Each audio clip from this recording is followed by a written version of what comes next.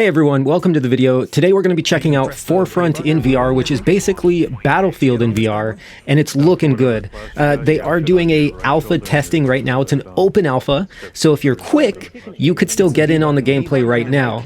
Now, it's only going on for a 24-hour period, so keep that in mind. I will leave links to their Discord channel, so go ahead and check that out if you do want to join. But we're going to be showing off some gameplay footage of Forefront today, and things are looking pretty sweet.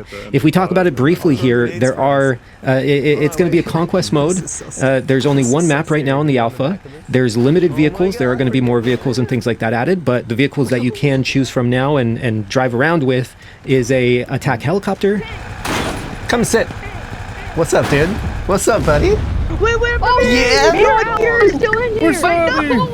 We're sorry. You know what I mean? You have a tank, you have a Humvee type vehicle with a turret on top, and then you also have a little ATV just for transportation, getting from point to point quickly.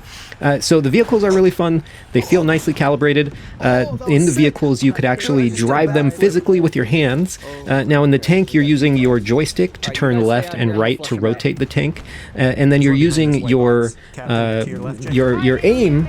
For the tank is actually not with a joystick, or a thumbstick, I should say. It's with your actual hand. So wherever you aim with your hand and point, kind of like, you know, you're aiming a gun, that's where you're going to aim the tank. So it's a little bit of a dual kind of control system there, with having, you know, free movement aiming plus the thumbstick to turn.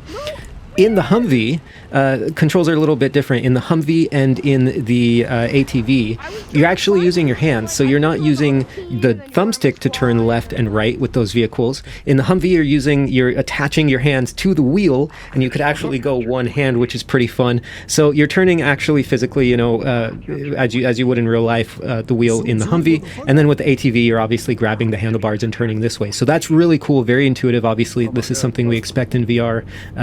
Moving vehicles and turning vehicles left and right with the thumbstick always feels weird in VR, so it's nice to have those physical controls in VR to allow you to operate the vehicles. That being said, the helicopter wasn't exactly, didn't exactly get to that point because there's no joystick or whatever you want to call it to control the helicopter. And then, you know, the side you have, there's foot pedals, there's many tools or instruments to control a helicopter, so you don't have that. So the helicopter is going to be on the thumbsticks. Unfortunately, you don't have those real physical controls in VR, but the helicopter flying with the thumbsticks still feels good. It feels like any other, you know, controller played or controller controlled helicopter that you would use on an Xbox controller or PlayStation controller. It feels no different. So it feels nice if you're used to flying helicopters in other games like GTA 5 or other Battlefield games like that, with a controller with thumbsticks. So you should be very pleased there with the controls for all of the vehicles. They're really fun to explore and play with. And actually with the helicopter, it was pretty cool. You could actually fly the helicopter up, pull out a gun and start sniping or shooting people on the floor or on the ground, you know, if you're on the passenger side or whatever, to still be active. And of course, you could jump out of the helicopter and parachute out of it as well, if you're high up in the sky and getting shot down, for survival.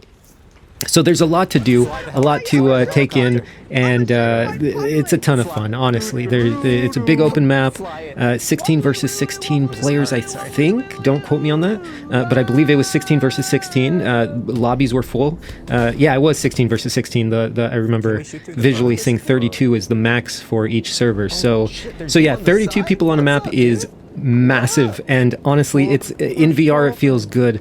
Now the maps, they did feel a little bit empty. Going from point to point, it felt a little bit like any other VR game, if I'm being honest, like Ghost of Tabor. Contractor Showdown is a little bit better in that regard, where there's a little bit more shrubbery and trees and things to kind of get cover behind. But yeah, it felt a little bit empty in the spaces between each point on the map that I played. And what I mean by this is I just, you know, for a VR game, I understand, for it being on a mobile headset especially, they have to kind of dumb down some of those graphics. But it would be nice to have some more trenches and cover to go from point to point. There are some rocks and things like that. There's a tree every here and there. You see a tree. But yeah, it would be nice to have a little bit more full in a more full environment or terrain to kind of mess around with and have more cover when you are on infantry.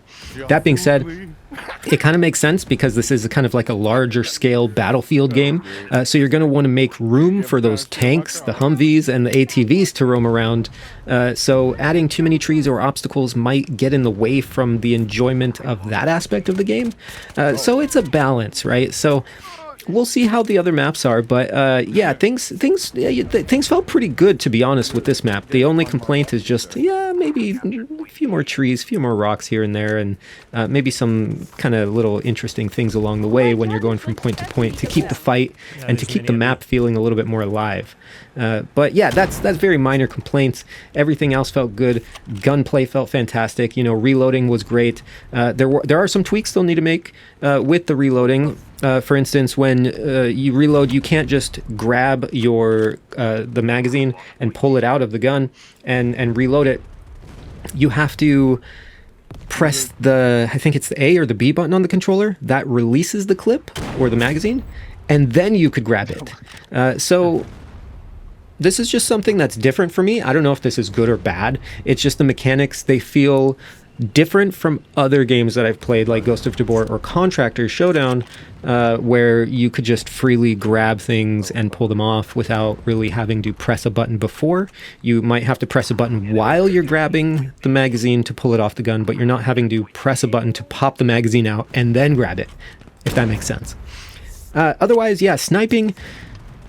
The memorable things for me, sniping felt a little weird. It didn't really feel like I was sniping. I think it's the magnification of the sight that I was using. Perhaps there's more magnification or higher magnification sights that you could acquire later on in the game, but that was something to make note of, that sniping didn't really feel good. So if you're a sniper in VR games, maybe not, we'll see with this one. It depends on the sites, and it depends on what they do up to, you know, beta and then up to full release to see how they kind of polish up things. The assault rifles, SMGs, things like that, they felt pretty good.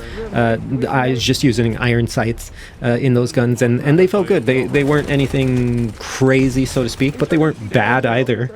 So the gunplay is very enjoyable. Shotguns did feel good. Another thing with the shotgun, similar to the sniper rifle, in order to pump the shotgun, because you go boom and then you pump it, right, to load another round in.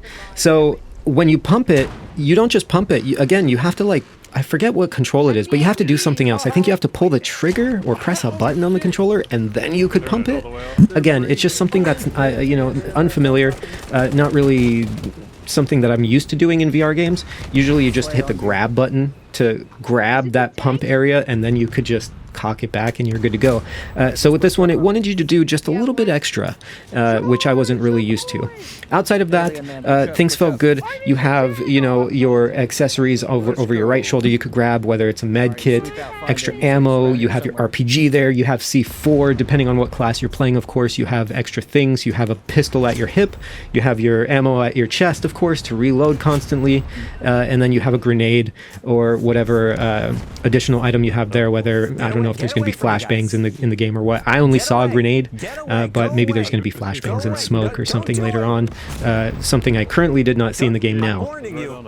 Although they might be in the game, I just maybe didn't recognize it. But yeah, otherwise, this game's running really, really good. Things are feeling really, really good. I shouldn't say it's running really, really good. It needs some work with some polishing there for sure. It does have some hiccups, but for an alpha, this is looking great. So if you have a chance to play the Forefront in VR now, over the next less than 24 hours, it's going to be available in open alpha.